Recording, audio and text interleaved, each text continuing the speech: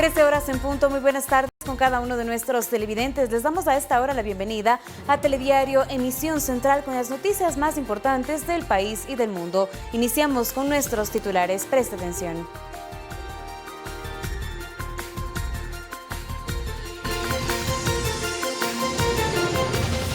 El presidente Lenín Moreno eliminó la Secretaría Anticorrupción y reafirmó su compromiso de luchar contra esta problemática social.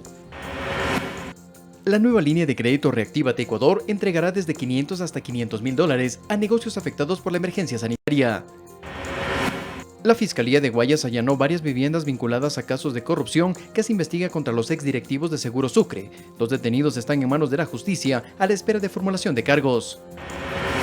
Continúa la entrega de kits y alimentos a la población más vulnerable en el país a través de la campaña Dar una mano sin dar la mano.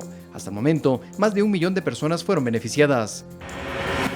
En lo internacional, Uruguay se encamina hacia la apertura de sus actividades productivas luego que su población aplicó una cuarentena voluntaria.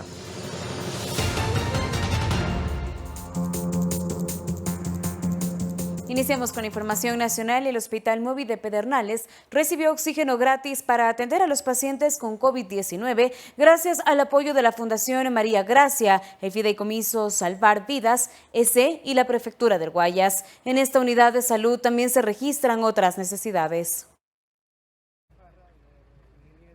Como parte de la campaña solidaria Oxígeno para Guayas, el insumo también llega hasta la provincia de Manabí. El Hospital Móvil de Pedernales recibió 15 tanques de oxígeno y sus kits gratuitos. Estos reguladores ya vienen listos para utilizar. Cada uno viene con sus vasos humidificadores, viene con sus cánulas y también efectivamente el regulador con flujómetro. Entonces, los equipos vienen directos para ser utilizados de parte de la Fundación María Gracia y el Fideicomiso Salvando Vidas. Queremos hacerle este aporte de los tanques de los cilindros de oxígeno, incluyendo todos sus accesorios. El día lunes probablemente se haga una nueva entrega de equipos de protección personal para los médicos y las enfermeras que están trabajando ahorita en este hospital. La donación que beneficiará a los habitantes que lleguen a recibir atención médica en este centro de salud provisional se da gracias a la colaboración solidaria de la Fundación María Gracia, el Fideicomiso Salvar Vidas Ecuador y la Prefectura del Guayas. Agradecer la infinita bondad del pueblo de Pedernales con el Hospital Móvil de Pedernales. A nombre de los pacientes, a nombre de los profesionales, estamos eternamente agradecidos. Créanos que esto nos ayuda mucho a salvar vidas. La unidad de salud móvil se instaló en ese cantón desde noviembre de 2018 y por el tiempo de uso se registran daños en los compresores de aire y desgaste en las carpas, por lo que también piden ayuda. Dentro de las carpas que han perdido ya su calidad de vida promedio, ya entran los rayos solares directos a los pacientes, a los profesionales, y hacia adentro es insoportable la temperatura. ¿A causa de qué? A causa de que los compresores no funcionan. Mariuxi Buenaño, Ecuador TV. En Quito, personas con enfermedades catastróficas y que viven en extrema pobreza fueron atendidas por el personal de la Secretaría de Inclusión Económica y Social del municipio y médicos del Ministerio de Salud. También colaboró Urba Animal para atender a los animales que viven con las familias. Ciudadanos que viven en extrema pobreza en el barrio El Placer recibieron ayuda prioritaria de parte de la Secretaría de Inclusión Social del municipio capitalino. 4 personas que habitan en un terreno, una de ellas con VIH y otra persona no vidente, fueron atendidas también por personal del Ministerio de Salud. Así es, bueno, vinieron ahora médicos del Ministerio de Salud que vinieron a hacer un triaje en salud para estas personas para saber cuáles son sus condiciones. También vinimos con personal de la Secretaría de Inclusión Social. Hemos venido con Urbanimal porque también tienen animalitos acá y ellos los consideran parte de su familia, también con alimentación para sus animalitos, ¿no? Nos hemos unido para poder atenderlos. Autoridades investigaron este caso de extrema pobreza a través de la Fundación Juntos por el Ecuador. Ellos fueron quienes contactaron con el equipo municipal para brindarles atención urgente. Que prevalecemos adultos mayores, personas con discapacidad, y lo que hacemos es ir a las zonas de difícil acceso.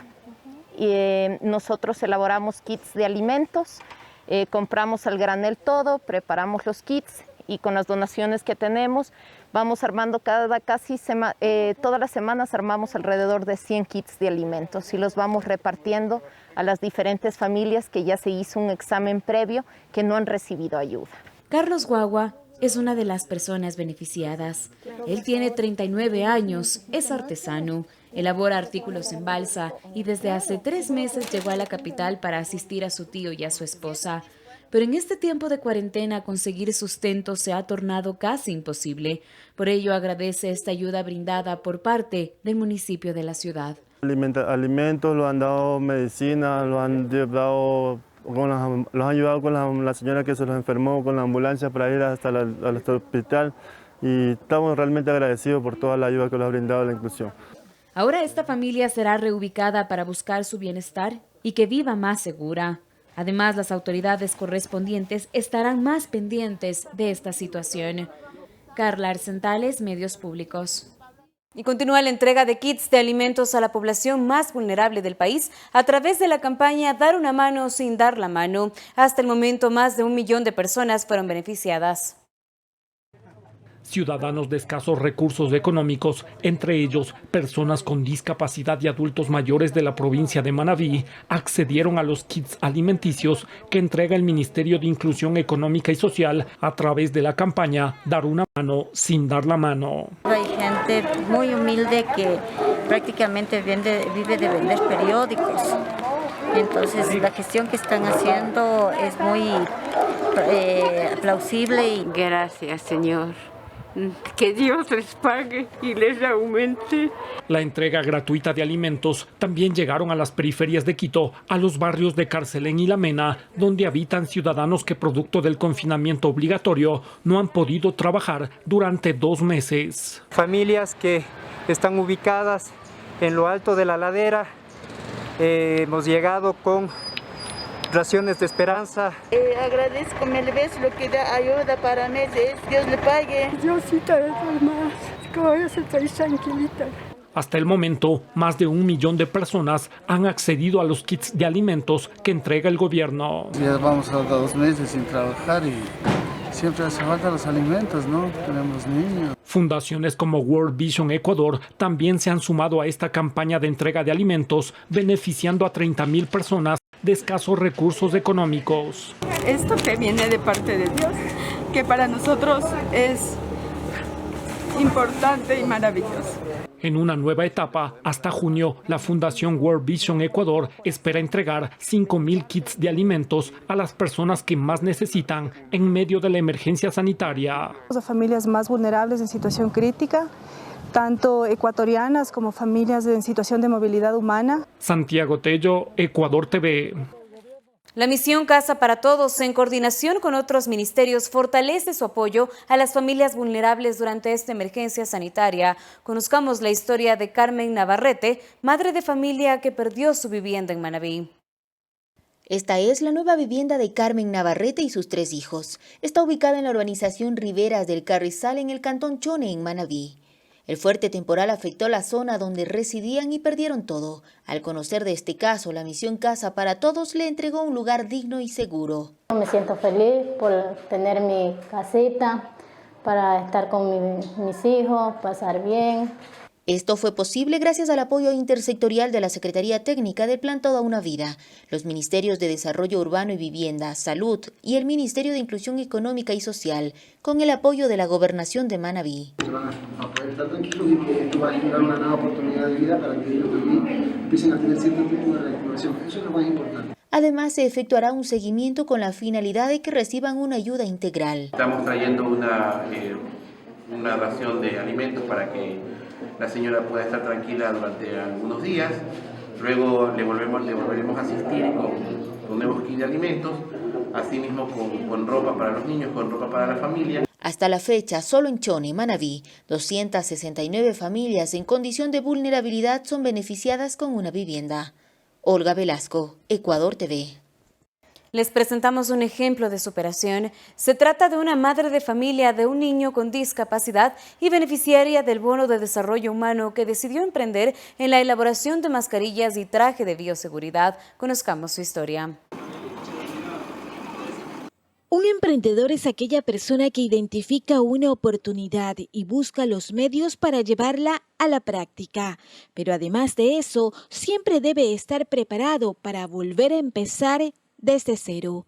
El mejor ejemplo de ello es Julia Pinzón, una madre de familia beneficiaria del Bono de Desarrollo Humano que hace algunos meses arrancó su primer negocio con un bazar. Pero ante la amenaza del coronavirus, sus ventas cayeron, pero su deseo de seguir adelante se mantuvo en firme. La necesidad la llevó a buscar otras opciones, encontrando en la costura un segundo sustento. Soy madre de 3 niños. Uno de los 3 tiene discapacidad física y necesita de sus medicamentos. Reinventé mi negocio. Como sé coser, mi mamá me ha enseñado, nos pusimos a coser mascarillas y trajes de bioseguridad. El mes de marzo vendí alrededor de $400, el mes de abril vendí alrededor de $600 y ahora en mayo, que he vendido más trajes de bioseguridad, he vendido $1,000. Gracias a la ayuda del Ministerio de Inclusión Económica y Social, MIES, obtuvo su primer crédito de desarrollo humano y hoy su meta es llegar a la segunda fase. Con Ban Ecuador, que aún lo estoy esperando. Comprar la materia prima para seguir haciendo las mascarillas y mis trajes de bioseguridad, para incrementar mi negocio. Ya que como en el bazar que puse con el primer crédito, como ahorita no hay clases, entonces no tengo venta. Ante la demanda de mascarillas y trajes de bioseguridad, ella es solo una de las emprendedoras que hay en Durán y Guayaquil que forman parte de la red del MIES y que han decidido reactivar su producción enfocadas en esta actividad. Yo recomiendo a las mujeres emprendedoras como yo, que son madres, que a veces tienen o no tienen apoyo, que cojan que sí hay trabajo. Yo he generado empleo para 2 costureras más, aparte de mí. Y asimismo ellas ya han podido tener ingreso a su hogar porque nos ha ido muy bien en el negocio. Mariuxi Buenaño, Ecuador TV. El COE cantonal de Azogues decidió aprobar el paso de semáforo rojo a amarillo después del próximo 25 de mayo. El alcalde Romel Sarmiento indicó que la medida se toma tras analizar los datos consolidados de los hospitales Homero Castanier, del Hospital del Día del IES y del Distrito de Salud 03D01, los cuales muestran una estabilización en la curva durante los últimos 15 días, presentando hasta la fecha 44 personas contagiadas y 29 recuperados. Para avanzar en el cambio de color, el municipio elaboró el plan de reactivación económica y productiva del cantón. Además, se dispuso que instrucciones públicas y privadas, negocios, empresas locales, comerciales y en general, al igual que los responsables de diferentes actividades económicas o sociales, cuenten con su respectivo plan de contingencia y prevención. El propósito es pues que nos reactivemos, el sector turístico está en crisis, necesitamos del apoyo del señor alcalde y estamos en espera, esperamos que se firmen los respectivos documentos, entre ellos tenemos la solicitud pues poniendo a consideración los protocolos, y hay que recalcar algo, los protocolos ya se encuentran elaborados por el COE Nacional mediante resolución y también una resolución del ARSA. En el tema turístico, si es a nivel nacional, más bien el pilotaje está dado, nosotros apoyamos inmediatamente una vez que podamos generar las pruebas rápidas que me comprometo no solamente para estos 10 establecimientos, sino para los siguientes, hasta obviamente que se nos pueda dar la capacidad. Comentarles, son 20.000 pruebas que están llegando, entonces es para un importante sector de la población. Existe expectativa en la capital por el cambio del color del semáforo de rojo a amarillo el próximo 26 de mayo. Nos enlazamos con nuestra compañera Valeria Villarruel para que nos cuente cuál es el pronunciamiento del alcalde Jorge Yunda y de otras autoridades al respecto. Valeria, buenas tardes, te escuchamos. Carla y amigos televidentes, muy buenas tardes. Informamos desde el Parque Bicentenario en el norte de Quito. Estamos en el Centro de Atención Temporal Quito Solidario, que desde este viernes atenderá a al menos 60 pacientes diagnosticados con COVID-19 que serán derivados del sistema de salud pública. Pero ¿qué pasará con la ciudad el próximo 26 de mayo. Pasará de semáforo rojo a amarillo, es lo que le consultamos al señor alcalde de la capital, Jorge Yunda, quien nos atendió vía telefónica. Escuchemos las declaraciones. El 26 es para Quito el día 70. En este día nosotros evaluaremos el pico, el techo de esta curva epidemiológica y tomaremos todas las decisiones pertinentes. La preocupación es de que la ciudad tenga ya un nivel de autocuidado para poder salir también a realizar actividades, porque no podemos seguirnos encerrando más tiempo, pero siempre tomaremos las decisiones basadas en evidencia científica y lo que más convenga a la población. El secretario de Salud, Lenín Mantilla, señaló que han aumentado los casos aquí en la capital de los ecuatorianos, al igual que las víctimas, pero también dijo que existe también un flujo vehicular y un flujo de personas en la ciudad a pesar de que estamos en semáforo en rojo. Calificó la situación como preocupante. Aquí las declaraciones. Es evidente que la curva de transmisión en Quito está subiendo. Es evidente que la mortalidad ha subido en las últimas 2 semanas en Quito. Seguimos siendo malos alumnos, ¿sí? Hemos visto ya históricamente lo que ha pasado desde diciembre en el mundo entero. Y el presidente del sector textil de la capital también se pronunció ante un posible cambio de luz roja a amarilla. Dijo que hay que esperar y que también existe o debe existir una corresponsabilidad de los ciudadanos frente a la situación sanitaria que está atravesando el país. Tiene la luz amarilla y me preguntan a mí en lo personal, les digo no es recomendable. No es recomendable y hemos hablado con el ministro. A veces la gente malinterpreta o malentiende. Yo sé que la necesidad económica es grande, pero yo creo que primero está la salud, primero está... Esta es la información que nosotros les podemos ofrecer desde aquí, desde el Parque Bicentenario. En nuestra próxima emisión les informaremos los detalles de lo que está ocurriendo en el Centro de Atención Temporal Quito Solidario. Buenas tardes. Buenas tardes, Valeria. Muchísimas gracias, Valeria, por tu reporte desde el norte de la capital. Ahora revisemos enseguida las cifras de COVID-19 que dio a conocer el Ministerio de Salud. Hasta el momento se reporta 3.536 pacientes recuperados, casos con alta hospitalaria 3.638, con alta epidemiológica 10.087, casos descartados 42.392, casos confirmados 35.306, personas fallecidas 2.939. Las provincias con más contagios son Guayas con 13.482, Pichincha 3.054, Manabí 1.751, Los Ríos 1.283, El Oro 994 y Azuay 775.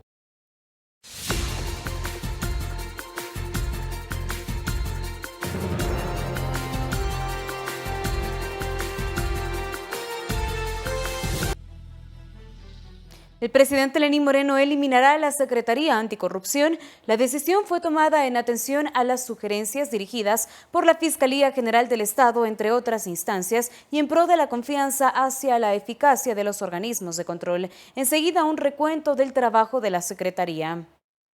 Ante los pedidos de la Fiscal General, la Comisión Nacional Anticorrupción, entre otras instancias, de eliminar la Secretaría Anticorrupción adscrita al Ejecutivo, el presidente Lenín Moreno atendió dicha solicitud a pesar de calificar el accionar de esta oficina como acertada. Soy hombre de diálogo y consensos. Y si hay alguna duda de que esta Secretaría podría impedir la celeridad en cualquier caso de corrupción, señora fiscal, señora presidenta de la Corte Nacional de Justicia y señora presidenta del Consejo Nacional de la Judicatura, hoy cierro la Secretaría Anticorrupción ratificando mi total confianza en la eficacia y celeridad con las que ustedes llevan adelante sus funciones. La Secretaría Anticorrupción fue creada en febrero de 2019 con el objetivo de proponer directrices para la generación de políticas públicas, acciones, seguimiento, estrategias y coordinación con otras entidades del Estado para facilitar las denuncias en actos de corrupción. Iván Granda, Dora Ordóñez y José de la Gasca dirigieron esta secretaría. El combatir la corrupción no solamente depende del sector público y de los servidores del ámbito público, sino también de todos quienes hacemos la sociedad en las diferentes esferas. Los esfuerzos que destaca esta cartera de Estado durante su existencia son aquellos que se dirigieron a la recuperación de los montos que existen en sentencias ejecutoriadas, que al momento sobrepasan los $50 millones. Adicionalmente, la coordinación con la sociedad civil, la Asamblea Nacional y otras entidades, a partir de lo cual se presentó el proyecto de ley de extinción de dominio para llegar a los bienes obtenidos ilícitamente y una iniciativa para crear jueces penales anticorrupción, así como propuestas de reformas al Código Orgánico Integral Penal enfocados en los delitos en contra de la administración pública, entre otros. Para el país es una prioridad tener jueces y fiscales anticorrupción y del crimen organizado. Otros resultados que se resalta desde la eliminada Secretaría están las alertas de corrupción a través de un instructivo de denuncias, la presentación de denuncias ante la Fiscalía sobre distintos actos de corrupción, incluso aquellos generados durante la emergencia sanitaria por el COVID-19. Tenemos dos pandemias, no solamente la del COVID, sino la de la corrupción. Pero, al mismo tiempo, el primer mandatario dijo que en estricto rigor legal, atendiendo la independencia de funciones y en pro de la confianza, son las entidades de control y de justicia las llamadas a recuperar el dinero de la corrupción. Son ellos, y solo ellos, quienes pueden por ley recuperar el dinero robado por la corrupción. Al Ejecutivo no le compete esto. Repito, no le compete esta labor. Para ello está el Contralor, el Procurador, la Fiscalía y los jueces. Sin embargo, hicimos más de lo que nos correspondía. Eduardo Córdoba, Ecuador TV. A los anuncios del primer mandatario recogimos las reacciones del coordinador general de la Comisión Nacional Anticorrupción, quien mira con agrado la eliminación de la Secretaría Anticorrupción, pero al mismo tiempo se suma a los exhortos del jefe de Estado al trabajo conjunto con las entidades de control, la Asamblea Nacional y de las organizaciones de la sociedad civil. Actuar de manera implacable e inmediata en todos los niveles para frenar la podredumbre de la corrupción no es sencillo, dijo el primer mandatario. Y sin embargo, añadió, fue él quien pidió la renuncia a 2 vicepresidentes cuando la justicia así lo requirió. Además, entregamos más de 1.500 denuncias de corrupción del gobierno anterior en la Fiscalía General del Estado. Con antecedentes como este, el presidente exhortó a las autoridades a investigar y juzgar sobre las denuncias sobre posibles actos de corrupción en la construcción del Hospital de Pedernales, en la que está involucrado un asesor del asambleísta Daniel Mendoza y varias personas de su entorno. Señora Fiscal General, lo he dicho siempre, investigue y acuse con toda libertad a quien deba acusar. Señores jueces, igual, lo he dicho siempre, juzguen con independencia y decidan lo que la ley y su conciencia les dicten. Lo he dicho siempre, caiga quien caiga, caiga quien caiga. E invitó a la Comisión Nacional Anticorrupción y a la directora del Servicio de Compras Públicas para establecer un sistema eficiente y transparente.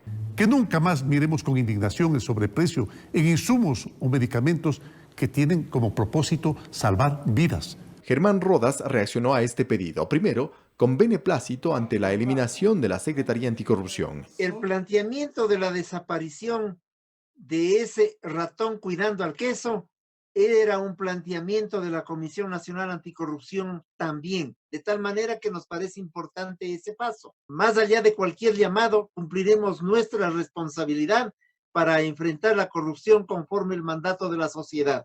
Y luego coincidió con el presidente de pedir a la Asamblea que apruebe los proyectos de ley de extinción de dominio y la creación de fiscales y jueces penales anticorrupción. Que la Asamblea Nacional le debe al país, le debe muchísimo.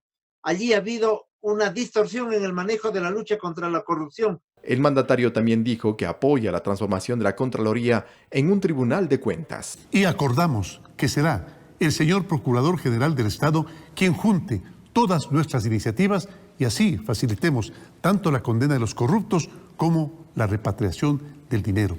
Un accionar conjunto y con la participación de la sociedad civil para saldar cuentas. Eduardo Córdoba, Ecuador TV. Y la Fiscalía del Guayas allanó varias viviendas en San Borondón y Guayaquil dentro de los casos de corrupción que se investigan contra exdirectivos de Seguro Sucre. 2 detenidos están en manos de la justicia a la espera de formulación de cargos en la Fiscalía de San Borondón. Como parte de las investigaciones por supuestos actos de corrupción relacionados con exdirectivos de Seguro Sucre, la Fiscalía General del Estado, a través de la Unidad de Antilavado de Activos, lideró un operativo y se ejecutaron varios allanamientos, 2 en Guayaquil y 1 en San Borondón. Con el apoyo de la Policía Nacional durante las diligencias, se logró la detención de los ciudadanos José Luis R. y Verónica H., que fueron detenidos durante los allanamientos a los domicilios domicilios de 2 exdirectivos de Seguro Sucre y de 2 empresas supuestamente vinculadas a casos de corrupción en el periodo 2013 al 2017 por pago de coimas o comisiones.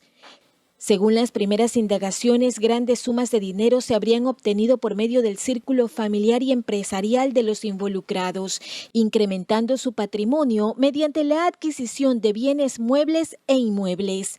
También se decomisaron equipos electrónicos, teléfonos celulares, documentación y $5.250 en efectivo. En las próximas horas, la Fiscalía tiene previsto realizar la audiencia de formulación de cargos en San Borondón. En su cuenta de Twitter, la compañía Seguro Sucre emitió un boletín notificando que como empresas no han sido notificados de ningún procedimiento por parte de la Fiscalía o de ninguna otra autoridad en sus dependencias o a su personal en funciones y que no son parte de ningún proceso judicial. Enfatizó que los allanamientos están relacionados con el caso de Juan Rivas Domenech. Según las acciones ejecutadas en colaboración con la Justicia de Estados Unidos, Juan Javier Rivas, expresidente de Seguro Sucre y ex asesor de Rafael Correa, quien habría optado por la cooperación eficaz, en 60 días deberá presentar información a la Corte de Miami por sobornos al adjudicar y mantener contratos con empresas extranjeras. Mariuxi Buenaño, Ecuador TV.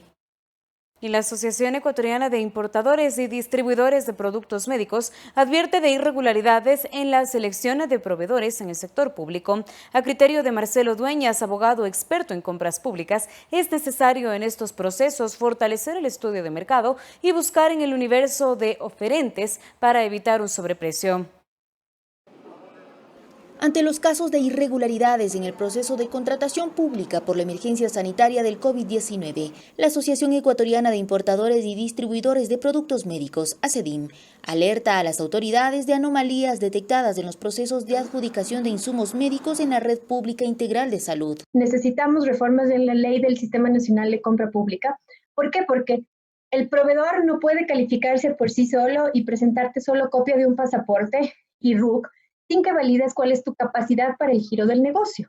Cristina Murgueito, directora ejecutiva de ACEDIM, explicó que tras cotejar procesos de adjudicación en los registros del CERCOP y los permisos de funcionamiento del ARCSA durante el 2016 y 2018, encontraron proveedores que no tenían la documentación requerida. El primer requisito para que alguien pueda comercializar dispositivos médicos o medicamentos en el país es que tengas un permiso de funcionamiento como establecimiento farmacéutico.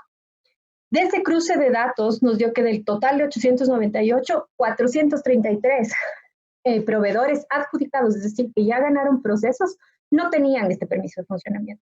Para Marcelo Dueñas Gallo, abogado experto en compras públicas, es necesario que se efectúe un adecuado estudio de mercado para tener un correcto presupuesto referencial y así evitar casos de corrupción con sobreprecios.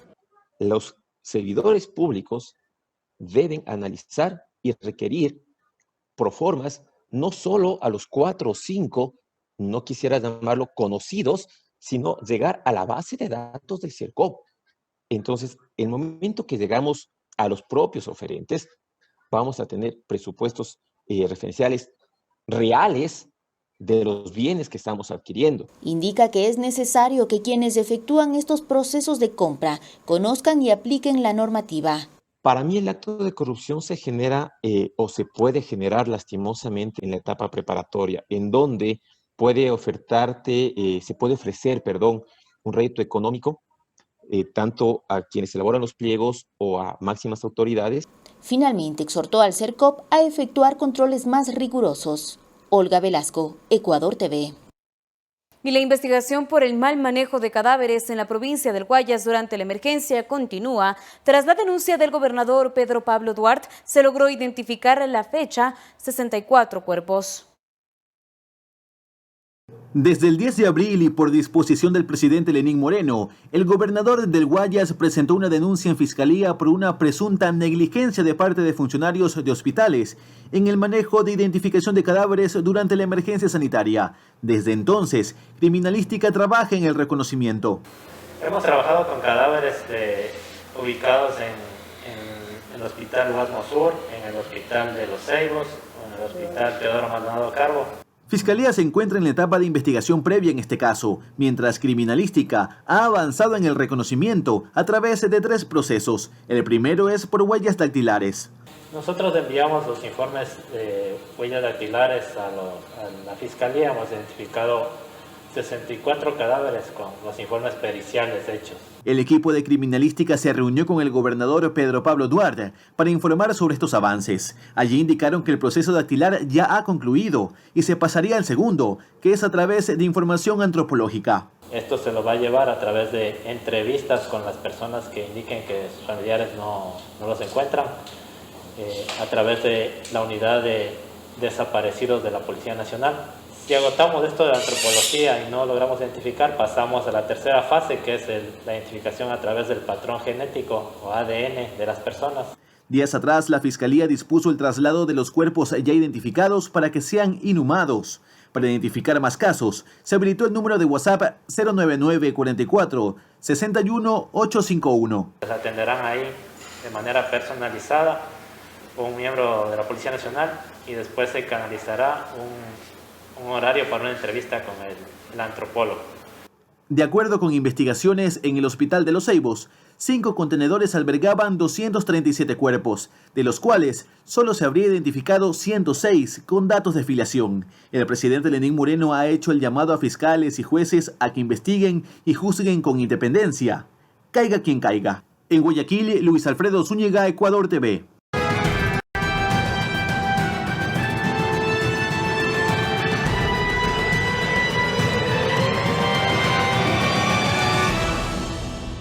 En octubre de 2019, el gobierno debió superar una difícil prueba. La protesta por el anuncio de la eliminación de los subsidios de los combustibles derivó en más de 10 días una convulsión social violenta que alteró al ritmo económico del país. El régimen denunció intentos desestabilizadores.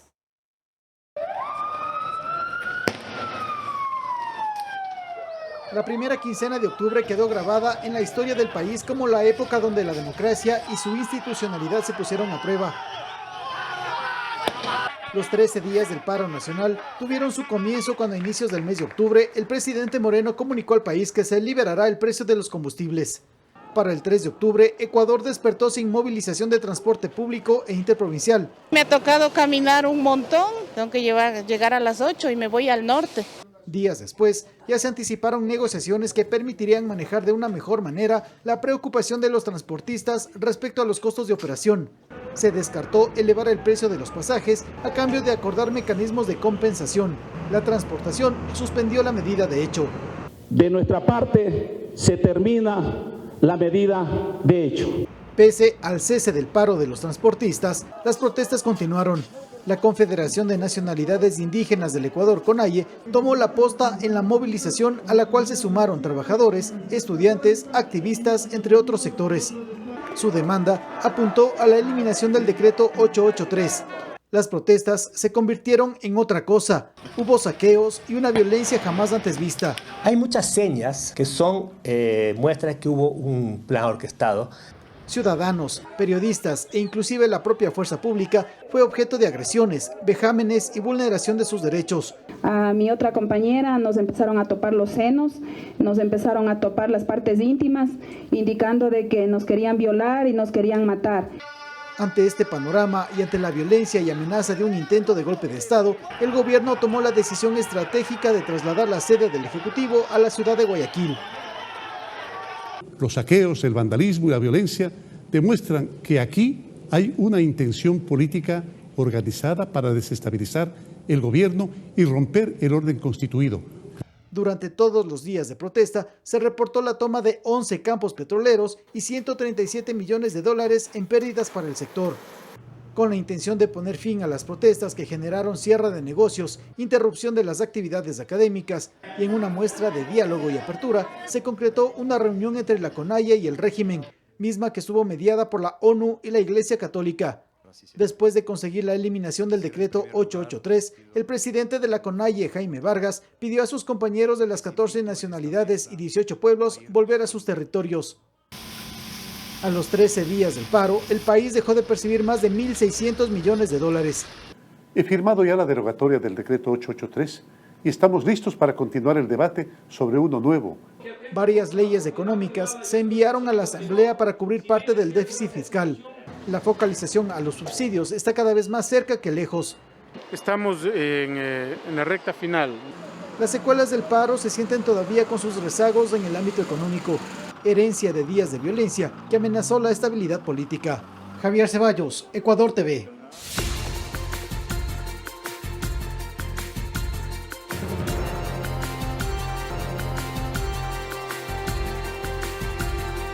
Continuamos con más noticias aquí en Telediario, emisión central. La nueva línea de crédito Reactívate Ecuador entregará desde 500 hasta $500.000 a negocios afectados por la emergencia sanitaria. Esta iniciativa se financiará en un principio con $1.150 millones, recursos provenientes de organismos multilaterales como el Fondo Monetario Internacional.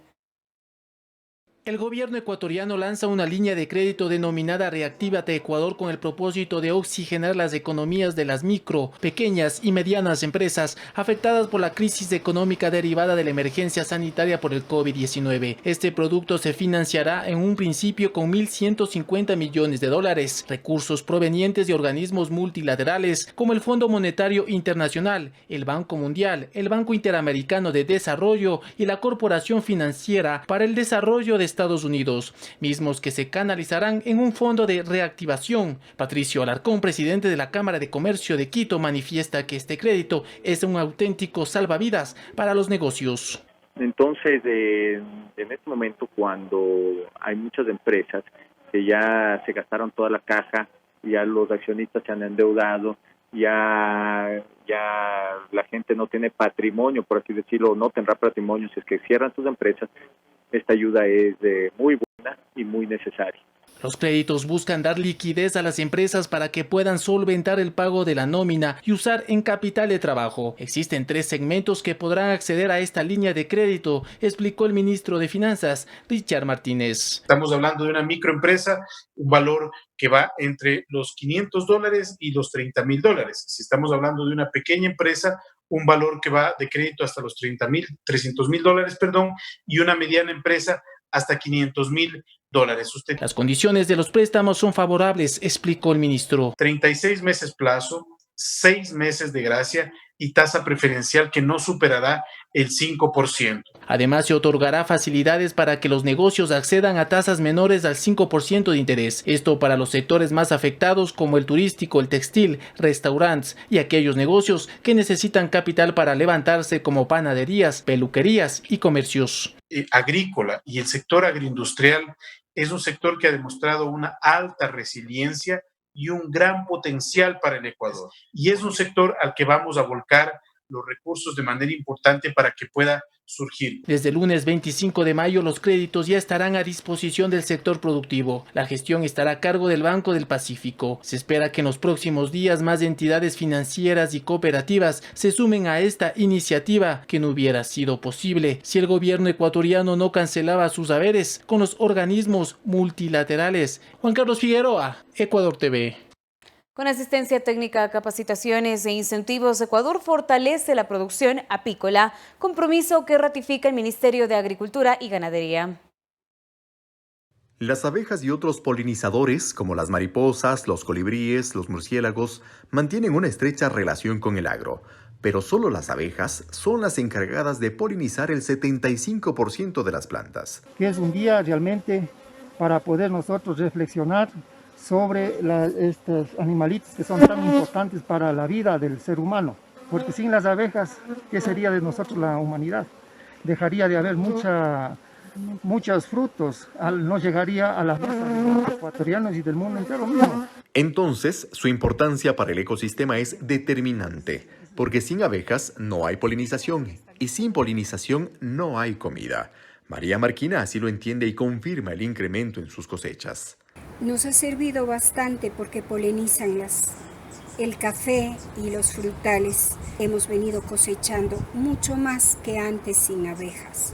En los registros del Ministerio de Agricultura existen 2.034 apicultores, 22.631 colmenas y 31 asociaciones de apicultores, quienes incrementaron el promedio nacional de miel de abeja de 10.5 kilogramos por hectárea por año a 15.5 kilogramos por hectárea por año. Que donde encuentren o vean un enjambre de las abejitas, traten de comunicar a las personas que somos entendidas para poderles recuperar y de esa manera no matarles a las abejitas. En 2019 se produjo aproximadamente 350 toneladas de miel de abeja, lo que representa un 75% de incremento en referencia a 2018, un crecimiento basado en el acompañamiento técnico del Ministerio de Agricultura. Nos ha ayudado primero para consumir, que no nos falte el plato de comida en nuestra mesa. La actividad apícola en el país se incrementa cada año. Entre el 2019 y lo que va de este 2020, se vendieron más de 120 toneladas de miel. Eduardo Córdoba, Ecuador TV. En otro tema, la erosión regresiva del río Coca alerta a las autoridades de gobierno a diseñar variables en la carretera Lago Agrio-Quito. Según el Ministerio de Energía, René Ortiz, este fenómeno pone en riesgo además de la planta de captación de la central hidroeléctrica Coca-Codo-Sinclair. Fue el propio ministro de Energía, René Ortiz, quien ya advierte los escenarios en la zona por el avance que hasta el momento registra el proceso de erosión regresiva del río Coca en la Amazonía. De acuerdo a las últimas inspecciones, la erosión avanzó en promedio 2.5 kilómetros aguas arriba del río desde el punto donde colapsó la quebrada San Rafael el pasado 2 de febrero. Los socavones que se producen por el caudal del río Coca, que es 10 veces mayor al promedio normal, están cada vez más cerca del trazado de la carretera Lago Agrio-Quito. Ante ello, el ministro de Energía ya anticipa acciones con el Ministerio de Transporte y Obras Públicas. Estaba en contacto con el ministro de Transporte, Gabriel Martínez, y ya está también diseñándose la variante de carretera, vean ustedes.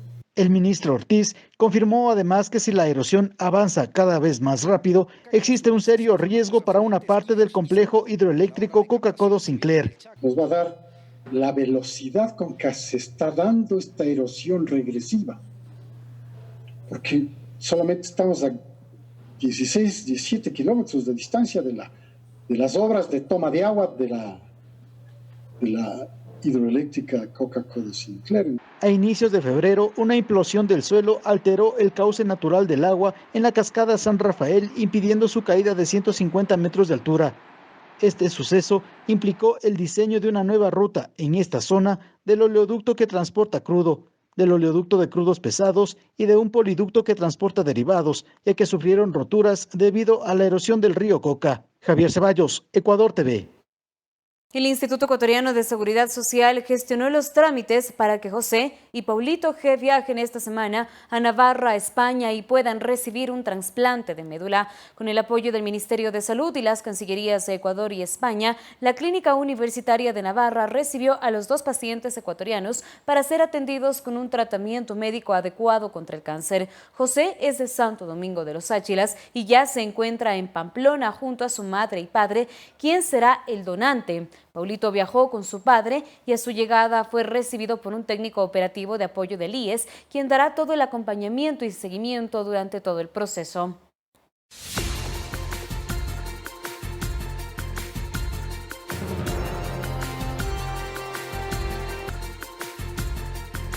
Iniciamos el desarrollo de las noticias del mundo. Con 2.1 millones de contagios, América es actualmente el continente con mayor número de casos de COVID-19 en el mundo, pero el virus no afectó a todos los países por igual. Uruguay, por ejemplo, registra cifras mínimas de infectados y muertos por coronavirus, a pesar de no imponer periodos de cuarentena. En Uruguay, las autoridades aseguran que el peligro ya pasó.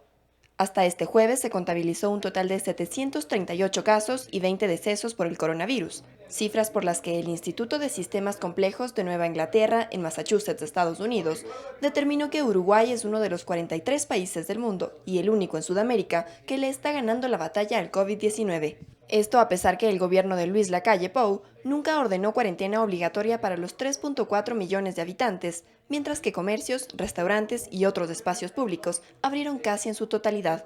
Bueno, en este momento no estoy en mi casa porque salgo recién de trabajar y bueno, no me queda otra, tengo que venir sí o sí. Y igual salgo del trabajo y directamente me voy a mi casa. El confinamiento fue voluntario, al igual que el distanciamiento social, aunque para precautelar la seguridad de los más pequeños, sí se dispuso la inasistencia a planteles educativos, la suspensión de todos los eventos masivos y el cierre de fronteras. Expertos sugieren que la rapidez de reacción y las características demográficas del país jugaron a favor de él en la lucha contra la pandemia. Pero esto no significa que Uruguay no se viera afectado. Aunque las cifras de contagios y muertes son bajas con respecto a las de países vecinos como Argentina y Brasil, la economía uruguaya también tambaleó. En marzo, por ejemplo, se registraron 85.000 solicitudes de ayudas por desempleo. No obstante, la apertura de negocios y la relativa normalidad del resto de actividades económicas pintan un futuro menos retador para Uruguay. Coralía Pérez, Ecuador TV. La Ciudad de México iniciará el 1 de junio un plan gradual de reapertura económica y social que dependerá de la ocupación hospitalaria por la pandemia del COVID-19. En conferencia de prensa, la jefa de gobierno de la Ciudad de México, Claudia Sheinbaum, presentó el plan gradual para la nueva normalidad basado en un semáforo de 4 colores que determinará el grado de reapertura de la urbe. Dicho semáforo cambiará de color hasta el verde, que se activará cuando la urbe haya encadenado un mes de ocupación hospitalaria inferior al 50% y que permitirá la reapertura total. Las medidas de salud pública en todos los casos, en todos los semáforos, deben continuar. Eso significa el uso de cubrebocas en transporte público y en lugares de grandes aglomeraciones de personas. Significa también todas las medidas de sanidad, lavarse las manos frecuentemente, el uso de gel antibacterial, mantener la sana distancia, el saludo de mano. Esto es difícil para nosotros, los habitantes de la ciudad y todos los mexicanos y mexicanas, el evitar saludarse de mano, de beso y mantener la distancia de 1.5 metros, pero es algo que debemos de seguir manteniendo para poder pasar a los siguientes semáforos, y si permanecemos en los siguientes semáforos es algo que debe de continuar. Este 22 de mayo vence la extensión del plan propuesto por el gobierno de Argentina para lograr un acuerdo con los acreedores de deuda bajo legislación extranjera. A las negociaciones que se mantienen, según lo anunciado por el ministro de Economía, Martín Guzmán, se suma el anuncio de las compañías de inversiones estadounidenses BlackRock de flexibilizar su postura, lo que amplía las posibilidades de alcanzar la renegociación. Al iniciar las conversaciones, canjear los bonos de deuda y con ello extender los plazos de pago, Argentina propuso un plazo de gracia de 3 años sin pagos y reducir en 5.4% el principal y en 62% los intereses.